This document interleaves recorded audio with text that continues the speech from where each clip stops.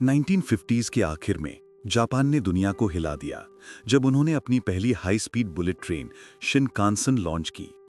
पूरी दुनिया ने देखा कि शहरों के दरमियान घंटों का सफर अब सिर्फ मिनट्स में कवर हो रहा था। जापान के बाद फ्रांस और इटली ने अपने प्रोजेक्ट शुरू किए और जर्मनी भी इस एडवांसमेंट के दौर में पीछे कैसे रह सकता था। जर्मनी ने अपना हाई स्पीड सिस्टम बनाया, इंटरसिटी एक्सप्रेस यानी आईसीई ट्रेन। ये सिर्फ एक ट्रेन नहीं थी, ये मॉडर्न इंजीनियरिंग और लग्जरी ट्रैवल का सिंबल थी। Aerodynamic design, computer control system और इतना स्मूथ सफर जैसे हवा में उड़ रहे हों, सब कुछ परफेक्ट लगता था। लेकिन हर परफेक्ट सिस्टम में एक छुपी हुई कमजोरी होती है और वो कमजोरी आईसी ट्रेन में यूज होने वाले व्हील्स थी। पहले व्हील्स एक सॉलिड स्टील पीस में बनते थे, मोनोब्लॉक डिजाइन, मजबूत, रिलायबल और मेंटेनेंस में सिंपल। लेकिन कुछ सालों बाद एक इशू आया। हाई स्पीड पर ट्रेन में अजीब वाइब्रेशन होती थी। इस वाइब्रेशन की वजह से ट्रेन में चीजें भी वाइब्रेट करना शुरू कर देती थी, जिस वजह से पैसेंजर्स बार बार कंप्लेन करते थे। इंजीनियर्स ने इस मसले का सलूशन सोचना शुरू कर दिया। उन्होंने नया डिजाइन इंट्रोड्यूस किया, रेजिलिएंट व्हील, जिसमें स्टील के बीच रबर लगाया गया ताकि वाइब्रेशन एब्जॉर्ब हो। आइडिया स्मार्ट लग रहा था, पर यही व्हील्स उनके लिए आने वाले वक्त में तबाही का जरिया बनने जा रहे थे। कुछ सालों तक सब नॉर्मल चलता रहा।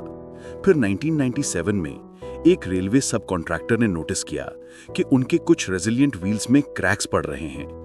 उन्होंने वार्निंग दी, लेकिन नेशनल रेलवे ने इग्नोर कर दी और एक साल बाद वो वार्निंग रियलिटी में बदल गई। 3 जून 1998 सुबह 10:30 आईसी ट्रेन नंबर 884 हैनोवर से हैम्बर्ग जा रही थी।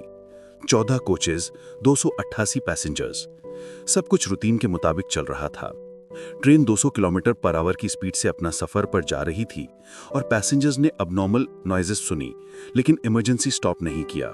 पहली कोच में जॉर्ज नाम का आदमी अपनी फैमिली के साथ बैठा था। कुछ देर बाद अचानक एक जोर का धमाका हुआ। स्टील का एक टुकड़ा फ्लोर को चीरकर अंदर घुस आया। वो व्हील का ही एक पार्ट था। जॉर्ज और उसकी फैमिली शॉक में आ गए। अगर वो राडे थोड़ा सा भी लेफ्ट या राइट होता तो आज जॉर्ज की फैमिली उसके साथ ना होती। जॉर्ज ने कंडक्टर को बुलाया। ट्रेन 200 किलोमीटर पर आवर की स्पीड से दौड़ रही थी। जब तक दोनों पहली कोच तक पहुंचे, ट्रेन 3 किलोमीटर आगे निकल चुकी थी। नीचे व्हील का टूटा टुकड़ा ट्रैक से लगता जा रहा था। अगला सेक्शन ब्रिज के पास था, जहां ट्रैक स्प्लिट होता था।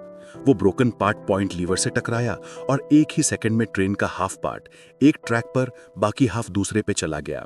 रिजल्ट, पूरी बॉडी ट्विस्ट हो गई। तीसरा कोच सीधा कंक्रीट ब्रिज से टकराया। कुछ कोचेस ब्रिज के मलबे तले दब गई। पीछे से आने वाले कोचेस फुल स्पीड में फोल्ड होते गए, जैसे पेपर क्रश हो रहा था।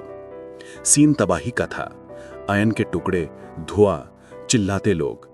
रेस्क्यू टीम्स ने साइट तक पहुंचने में घंटे लगाए। 99 लोग रैकेज में या हॉस्पिटल में मर गए। 100 सीवियरली इंजर्ड हुए और 2 टेक्नीशियंस जो ट्रैक सर्विस कर रहे थे वो भी इस हादसे में मर गए। इमरजेंसी रिस्पांस में 2000 एम्बुलेंस, फायर, पुलिस और काउंसलर्स ने पार्टिसिपेट किया। सिर्फ पहली 2 कोचेस, जहां जॉर्ज और उसकी फैमिली थी, बची रहीं। इन्वेस्टिगेशन में पता चला प्रॉब्लम्स उन व्हील्स की ही थी जिन पे पहले भी वार्निंग दी गई थी, लेकिन वार्निंग इग्नोर कर दी गई थी और सिर्फ एक व्हील क्रैक ने 101 जानें ले ली।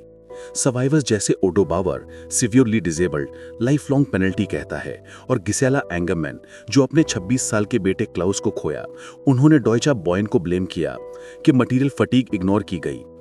2003 में कोर्ट ने नेग्लिजेंस केस अबैंडन किए, लेकिन 2013 में रेल चीफ ने अपॉलॉजी दी। इस एक्सीडेंट के बाद जर्मनी ने पूरा रेल सिस्टम रीडिजाइन किया। रेजिलिएंट व्हील्स हटा के मोनोब्लॉक वापस लगाए। ब्रिजेस और जंक्शंस रिलोकेट हुए।